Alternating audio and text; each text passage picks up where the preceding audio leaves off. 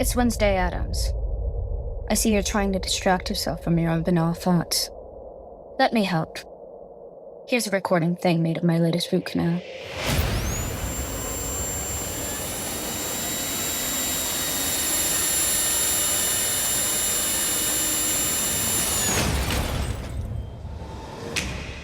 Wednesday Season 2 is now playing, only on Netflix. Hey, want to try my new Echo stethoscope? Wow.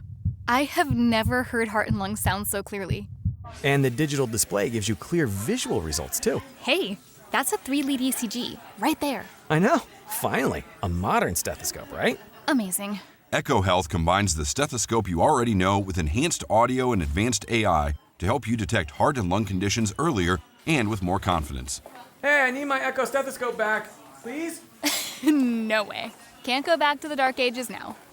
Order yours today and get up to $50 off, plus a free customizable chest piece cover at echohealth.com/podcast. Your purchase may be HSA and FSA eligible and may qualify for CME reimbursement. Plus, Echo guarantees you'll detect heart and lung conditions more confidently. If you don't, return it for a full refund. Go to echohealth.com/podcast for up to $50 off plus a free chest piece cover. That's ekohealth.com/podcast. Stoveleg Media, igniting conversation.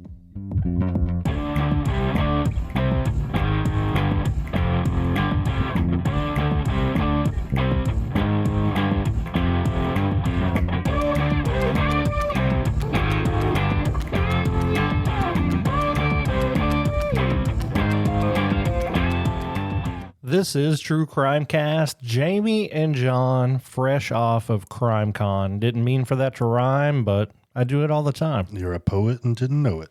Yeah, how's it going, man? Well, I'm tired, man. We just got in. I need a break, but we can't let our fans go without an episode, so we're gonna do this one just off the heels of getting back from Crime Con. We are, and it is it's a fascinating story that obviously has a horrible ending, or else we wouldn't be talking about it. But I think we're at least our gift to our listeners today is some answers for what happened here, I think. Absolutely. Jamie, I do want to remind our listeners that we have Patreon. So if you've listened to everything that we have to offer, don't forget you can go over to patreon.com. For as little as $3 a month, you have access to a bonus episode each and every month, and you get our regular show early and ad-free when available. Yeah, it's a great deal. We talked a lot about our show to, I don't know, there were thousands of people at Crime Con. At the end of this episode, we are going to kind of give a breakdown of our experience there, but we don't want to have everybody sit through that if you're not interested. So we're going to jump into today's case. John, why don't you get us rolling? Today we're going to be talking about a 12-year-old girl. Her name was Lori Paige.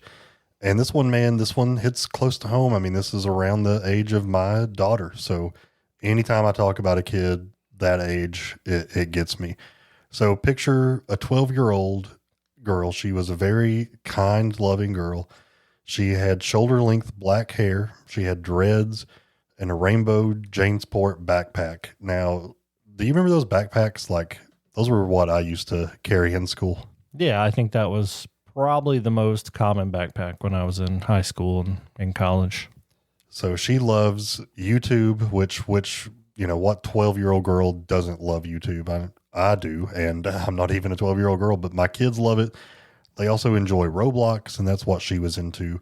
She lived down in Tallahassee, Florida, but she was hiding a lot of stuff, like underneath a mask. She had her share of mental health struggles. She had some suicidal thoughts, and she had medicines that she was taking to help her with all of that, but there were still some troubles.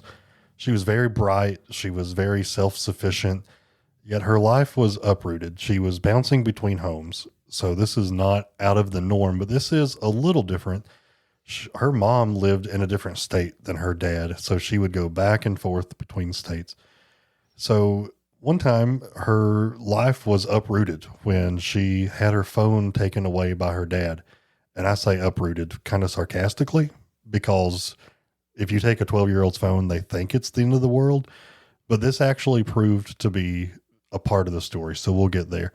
Her dad's name was Andrew Wiley, and she had ran away before, and she had, I don't know, she had issues, but there were definitely issues at home too. So I don't want to put all of it on her.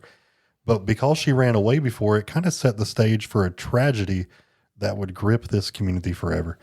Yeah, I know you're joking about the dependence of teens, preteens on their phones, but this was also, I mean, she was already having a hard time, and this could have just been one thing that pushed her further into the mental health struggles. What began as a missing persons case when she disappeared in June of 2023 changed into a 2.5-year hunt for the truth. Her story today starts in June of 2023. And like you said, John, she was really split between two worlds. She was primarily in Nashville, Tennessee with her mom, Miranda, but she would go to Tallahassee for short stays with her dad during school breaks, long weekends, that kind of thing. And she really, just the going back and forth really added to any trauma that she was already having from the divorce in her childhood. In the summer before her story, everything changed when she moved in with her dad for good. This was into a new home on Continental Court, and she was not necessarily happy to be there. So those years of emotional neglect and hours spent alone really started to bubble to the surface. On May 8th, 2023, Lori actually vanished from her middle school, Griffin Middle School. And of course, this sparked some panic. There was a police report that was opened up, and people were looking for this kid, but she was found the next day. She was actually hiding in an abandoned apartment on Ocala Road.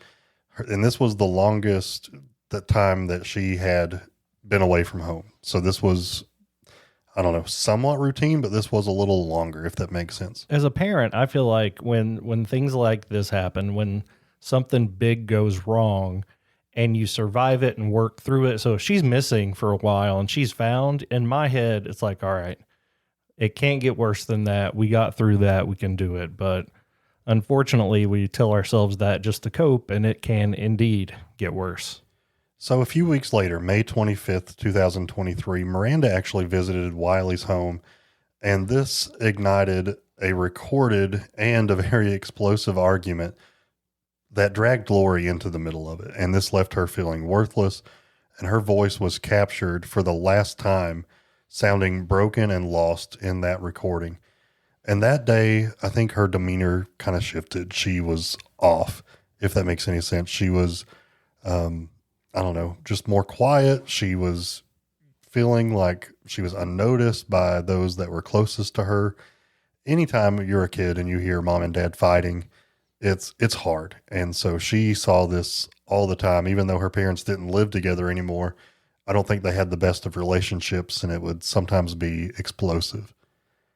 Absolutely. And as we get into June, we started seeing her actions be more and more, you use the word off, certainly outside of her normal behavior. And the day she vanished, it all kind of came to a head.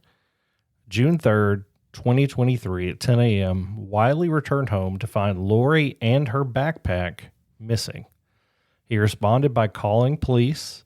And while he did talk about his daughter missing, the police weren't getting the answers out of him that they would have expected, asking about her clothes, some reasons maybe she was looking to disappear and things like that. Officer Babb searched the home, found no sign of a struggle, and learned of that May 25th family blowout that you talked about a few minutes ago. The officer called Miranda, who hadn't spoken to Lori at all since that fight. So it was as if there were no leads right off the bat. It's the two parents. After that, where are we going to turn? It was unfortunately not a ton to go on early on. Yeah, and it would go on for a long time. I mean, this was June of 2023, and throughout all of 2023 and most of 2024, the Tallahassee police chased every lead they could. They were doing stuff in Florida. They were looking in Tennessee and Georgia. They were posting billboards. They were making any efforts they could to try to find this girl or find out what happened to her. But they were not coming up with anything. She was 12 years old, and I said she loved YouTube, but she didn't have any social media, so she didn't have much of a digital presence. So they really just felt like they were just kind of chasing their tail. They were getting nowhere. Of course, those close to her were interviewed, and nothing came up from those interviews. But then some things started to happen in February of 2024 that would crack this case wide open. Jamie, when we get back from the break, let's talk about what Wiley did that would change this case forever.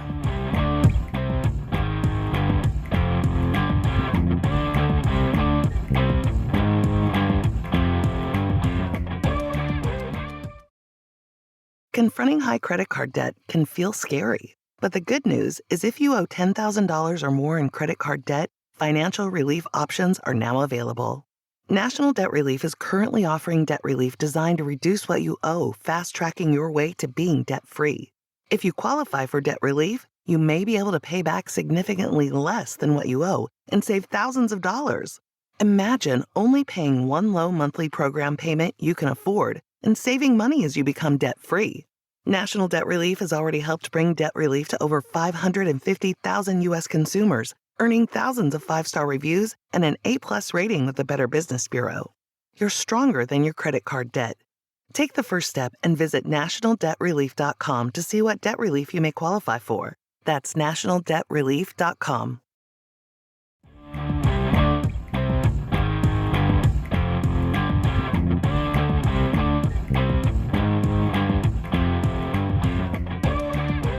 Jamie, have you ever heard of a burner phone or like a ghost phone? I'm sorry. I'm just really distracted. This is, I think, on our feed, our 791st episode. And that's the first time you've ever just spontaneously led us into a break. And I'm a little shook. I know you don't like change, but I need you to be with me. So back to the content. Yes, I'm very familiar with a burner phone. And you know, I feel like it has a negative connotation, but I know some people have phones for work. I had to, as a foster parent, I purchased a separate phone number to communicate with birth parents when I needed to. And there are some decent reasons to have an unlisted phone or a new phone. Well, I'm going to need you to channel your sinister side. Do you care to tell us some of the searches that were done on a phone that they discovered belonged to Wiley, but no one knew about it? Absolutely. And this, I mean, it gets tough. Yeah. When they found this phone, it broke the case. So yeah, talk about some of that, brother. Yeah. I know you and I joke about our search histories and the fact that they could be rough, but especially given what, I don't know, a missing person in your life. And then when they look at your phone, they see searches like remote waters in Alabama and Georgia, driving routes from Tallahassee to those bodies of water. He went to a dollar store and bought bathroom rugs and a wastebasket. Again, in retrospect, I mean, when I buy things at a retail store, I often think, can the cashier look at this group of items and assume I'm doing something bad? Bathroom rugs and a wastebasket, plenty of good reasons to buy those. Looking back, maybe he was cleaning something up. By noon of May 31st, his searches got even darker. He searched Bad Neighborhood, Tallahassee, Florida, Apalachicola National Forest dead body, where do police look to find missing kids? And I mean, if you were going to design a search history that sends you into a suspect list, I think this is pretty close to it's almost like it's so stupid you wonder if he's being set up. Are you that stupid, or did someone take your burner phone and search these things? Yeah, it's really bad. But it's awful, dude. And this is right before she goes missing. So you mentioned some stuff that he had bought at the dollar store that seemed, in the context without the phone searches would just seem like, okay, whatever, that's weird. But then at 2:15 p.m. on June 1st, 2023, they actually found out that he had bought a Plan B pill from a store, which was, emergency contraceptive. And he bought that at a Publix pharmacy. Now, his girlfriend was out of state, so police were kind of questioning, what was this for? Who was this intended to be used on? So the question still was lingering out there like, what happened to Lori? Because this looks way worse than we could have imagined. In the early hours of June 1st at 4:34 a.m., his phone was traced going along a chilling path through some Frenchtown backwoods streets of Tallahassee. He went through the neighborhoods of Alabama, Brewer, and Delaware, and then to Lake Bradford, pausing while he ran into a Walmart or stopped nearby a Walmart, and then he crossed in to rural Monticello and Georgia's Richmond Road. So again, he called for a missing person at 10 a.m., but at 4:30 a.m., he's driving some back roads out into the middle of nowhere. Police are able to see that from there, he went to a remote field, which was about 800 feet off of a wooded road. And that's when his cell phone data cut out. And that was at 7:01 a.m. And it came back on as he looped back through Thomasville, Georgia, which was, obviously this guy's it seems like he's just driving around in the middle of nowhere. Like, knowing that what we know about Lori, it makes sense. But if you don't know what's going on with Lori, this guy's just driving around, right? Well, and the search history of where to, like, waters in Georgia and how to get there and that kind of thing. Now, he had always told police that when he left for work on June 2nd, that Lori was safe at home. She was watching TV, and he left for work at 11 p.m. But his phone showed frantic movements all day. Again, these were all over the place around and in Tallahassee and around Jacksonville. So, yeah, there's no way that he left for work at 11 o'clock p.m. and was doing all of this traveling beforehand. It's just not possible. Yeah, he just didn't sit still. This was certainly not a normal behavior pattern for anybody. If he did this every day, he couldn't afford gas and he'd never get anything done. So it's obvious that he was not just chilling at home with Lori until he left for work. So as if that wasn't damning enough, now they had to look a little deeper into Wiley, and what they found in their car was probably the icing on the cake. I think they had enough already to, to probably arrest him for her disappearance and potential murder, but they needed a little bit more, right? So they looked in his car. He was driving a Dodge Charger at the time. So when they looked in it, they found a couple of things that were pretty disturbing. They found a loaded gun. They found a blood cleaning fluid, which I guess is bleach. I don't really know. They also found a brush. They found new upholstery in the car and missing carpet that was, piece of missing carpet from the car. And they found Lori's blood, which was glowing under the bioluminescent spray luminol. And this was everything they needed to arrest their suspect. Jamie, this is awful, man. This is her dad. Yeah.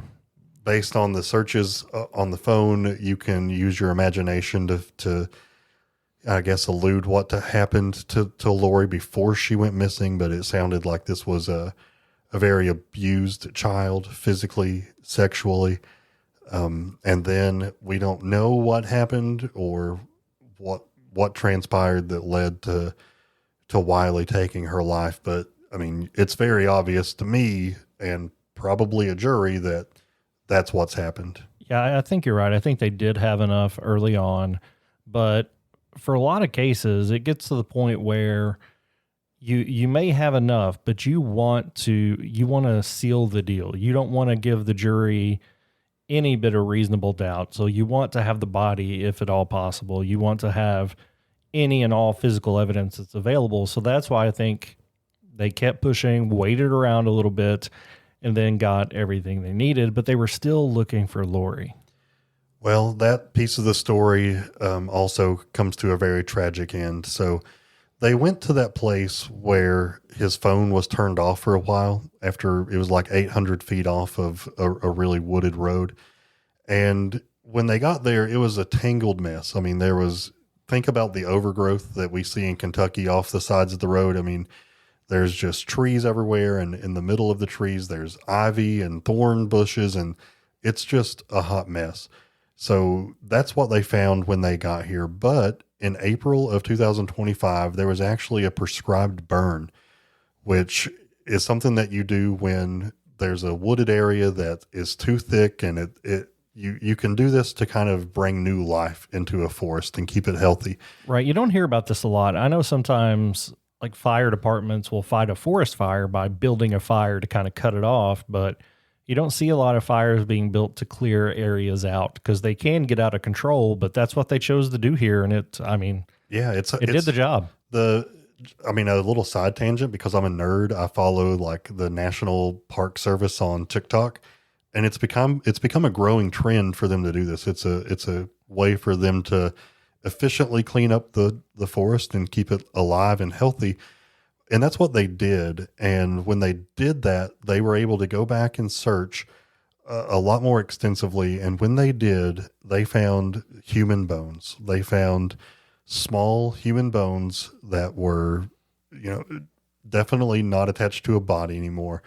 But they were able to take those into a lab and confirm through DNA that they were Lori Paige's bones. So on April the 11th, the chief there, Chief Lawrence Revel, faced the public and he said, "I told you 2 years ago we would find Lori and bring her home. And today we have done just that." So her father, Wiley, was 36 years old, and he was arrested for second-degree murder because of those pinned cell phone pings, the blood evidence in his car, and his stories that continued to change. A pastor there in the community, his name was Rudy Ferguson. He voiced the community's pain when he would go on the record and say that this was the news that they received was grim and not what they had hoped for, but we're grateful for closure. This was a bittersweet echo of a town's grief. So, Jamie, what happened to Wiley? Yeah, so April 12th, he stood in court in silence with a public defender, no plea, no bond, and there were lots of whispers, kind of like what we've been talking about here. There was probably abuse, possibly sexual abuse, leaked from the redacted records, hinting at things that were so bad that Lori lived through that it's one of those situations I would either be on my phone while you were talking about it or we would skip it all together, because it is what she went through was just terrible. By less than a week later, the Tallahassee Police Department and State Attorney Jack Campbell confirmed no further arrests. They were focusing on Wiley and only Wiley, and they wanted to expose the monster that he was in betraying his own daughter. And as you can guess, it takes a little while to get ready for trial, months and months and months before both sides are ready to go.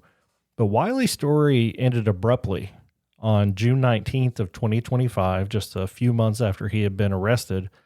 This happened in the Leon County Detention Facility.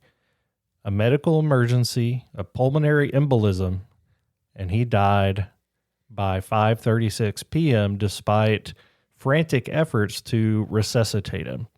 That was the third inmate death at that facility during that year, and it was just mid-June, but by all accounts, this was natural. There was no foul play. There was a blood clot that stole the chance for the community to have their day in court, for the family, the loved ones of Lori, to see justice delivered in a courtroom, to see Wiley given a life sentence, which I think is virtually certain what would have happened.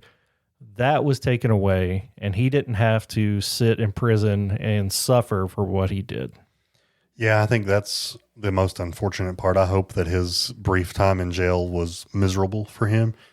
I told you to use your imagination, but when we have the evidence that we have, I mean, it's pretty clear. The possible motive, definitely a sexual assault, if not a definite pregnancy as well. And because of the state of her remains, I mean, there was very little found. We will never know if she was pregnant or what the situation truly was there. But again, your imagination can piece that puzzle together. I can't believe that this guy wasn't facing the music a lot sooner. I mean, 2 years went by before anybody was able to really find out what happened to Lori. And this whole time he was out, not not facing justice for what he had done. I'm not going to say the police dropped the ball, but I think, man, just push this guy really hard because I think because of her other issues, there's something going on at home. I think if you are around this kid, your gut would tell you there's something a little bit more sinister going on. So I would have applied as much pressure to him as I could have. Yeah, I also totally see the issue of them making sure that they had everything they needed to convict him. And I don't know for certain that's what took so long, but I hope it was, because it did take a couple years. And by all accounts, there would have been no saving her. That by the time she was reported missing, she was already dead. So there would have been no saving her initially. Now, we don't know exactly what Wiley did during those 2 years, but he certainly was dangerous and he could have hurt other people. So there's a balance, thankfully, that I've never had to make a decision on between immediate justice and ensuring a conviction. This one was tough, man. God bless Lori. I know that in my research, I found that there wasn't a whole lot of people in her corner, but there was a teacher at the school who was relentless in making sure that her name stayed out there, that people didn't forget about this young kiddo. So just shout out to that teacher, that advocate, because that's the kind of person you need in your corner.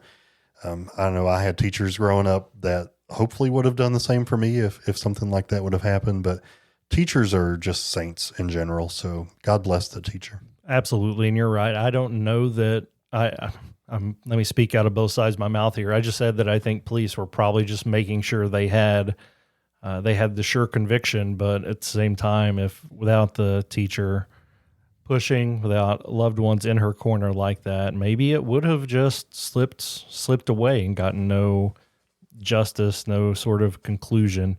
And again, I really wish he had spent a lot more time miserable in prison, but there was no more answers to be found. We know pretty much what happened, and I don't know. Hopefully this will be something the community can learn from, the police can learn from, we can learn from, and looking for signs from kids to prevent this from happening to others. Absolutely.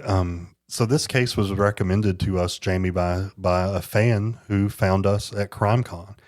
And actually, she wasn't a fan. She asked us what kind of crimes we did and what kind of cases we covered. And she's like, "Oh, I have one for you." And so sitting there at the CrimeCon booth for True Crimecast, I spoke with this lady from Tallahassee, and she told me about this case. And I thought, man, that is really fascinating. Let's dig into that.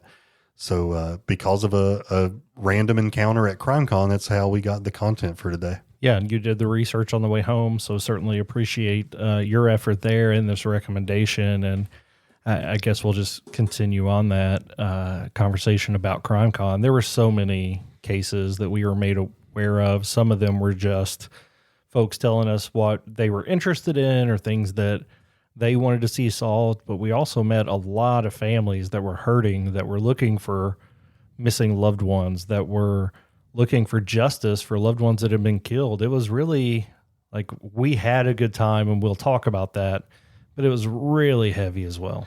Yeah, I've told somebody today that CrimeCon was like a roller coaster. And by that, I mean, we would have the joy and the adrenaline rush of getting to meet fans and people that know us and love us. And it is just so freaking amazing that you all came out to that and made sure to swing by and hug our necks and take a picture. And that felt great, that to do all this work and then to meet you all, that made it all worth it.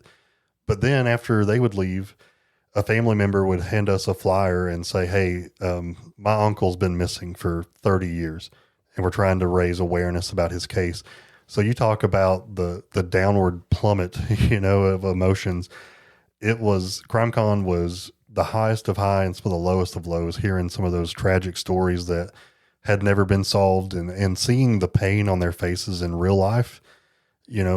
I think we do a good job of keeping the show about the victims, but when you have to look people in the eyes who have been through what these folks have been through, it's a pretty gentle reminder. Right. And, I've some folks say, why would you go to that? And and spend time. I mean, obviously we have almost 800 episodes, so this is something that we like to talk about and investigate anyway. But at CrimeCon, I think there's definitely a strong push to support those victims, to support their families, to seek out justice. And I think it is a worthy event. Those folks come together and they support each other, and they see that they're not alone. Other people are going to support them, and they make contacts. I mean, how many crimes each year are now being solved by informal, untrained investigators or web sleuths that heard about something? Like, this is working in a lot of ways. I've always been told by my grandmother that the squeaky wheel gets the grease. And when you can interact with, I mean, how many podcasters were there? I mean, easily 50 to 100. Yeah, something like that. So if all of those podcasts would produce an episode about those unsolved crimes, I mean, hopefully that can get the public more aware. And if there are issues that can be resolved that are slowing down or hindering that process, then just the unified voice can get really loud and cause some things to move. We could go case by case and talk about all the things we have spoken about. We're not going to do that right now. We are in the process of setting up lots of interviews with people that we've connected with at CrimeCon, potential family members of victims, and all kinds of professionals. I know there's a child psychiatrist that we're going to talk with. You mentioned in Lori's case, what signs were present beforehand? Right. What did this teacher potentially pick up on that made her want to advocate for this kid? And we're going to talk to a child psychologist to talk about some of those signs. So that's going to be something in the next few weeks to pay attention to. But Jamie, CrimeCon was amazing. It was difficult at times, but overall, such a positive experience. If you've never been to CrimeCon, it's going to be in Las Vegas in 2026 at the end of May.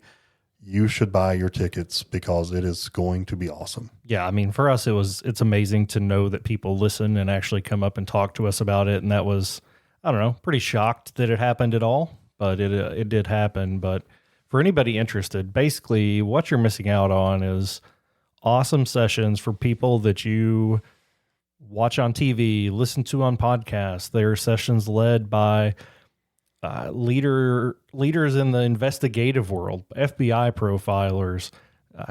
Othram was there doing a bunch of sessions about genetic genealogy. There are victims advocates, victims' families that are there speaking. I don't want to say any names right now because there were some controversial ones. Yeah. But they are there if you want to go see them. There are meet and greets with people that you follow that cover crime. And then there's the exhibitor hall where most of your favorite podcasters are going to be sitting in a booth waiting to talk to you. And there's no extra charge to go in there. Nobody's charging for pictures or anything. Like, it's a good time to connect, to see faces of people that you may have listened to, or just to say hi to people, or to thank them, or to challenge them, whatever you want to do. But it's big. It was about 6,000 people, I think. And just a lot of different opportunities, a lot of meet and greets, several opportunities to, I don't know, crazy stuff. Like, there was a whole seminar on fingerprints where you got to lift them from a room that was set up and analyze them. Like, I don't know. So much cool stuff going on. It was really cool. I would like to go one year, not as a creator, and just experience it, because there were so many things I didn't get to do and so many speakers that I would have loved to have been able to hear. But guys, again, I know it's not cheap, so save up your money a little bit here and there as you can. And eventually, if we are invited back, we will have a code that will get you some money off. I think tickets go on sale September 15th is what I remember seeing online. So I'm not being paid by CrimeCon to say that. I genuinely had a great time, and I would love for all of you all to come next year. Absolutely. It's like we said, it's in San Diego at the end of May. Nope. Las Vegas. Why did I say San Diego? Don't know. It's in Las Vegas at the end of May. I think it's the 29th through 31st. So that's time that works for you. Even if you don't like Vegas, maybe you love Vegas. I don't know. I've never been. We plan to be there. I could care less about the gambling and all that stuff, but I kind of want to watch a UFC fight while I'm there. So hopefully somebody's fighting. Yeah. Hopefully it's not. If not, I'll get in a fight. Right. We appreciate you all so much. So incredibly humbling to know that people do listen to us, and it's not just bots out there giving us these downloads and reviews. So to be able to put faces to that, like I said, it's I don't know, it's super cool, something we never expected, and something I can't wait to go back to.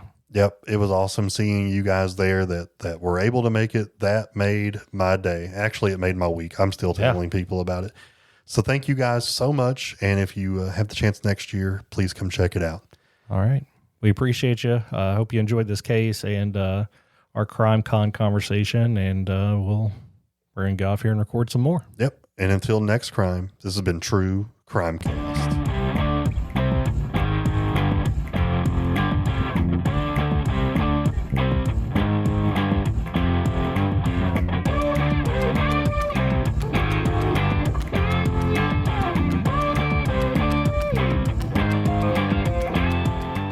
You've listened to True Crimecast, distributed by Stoveleg Media.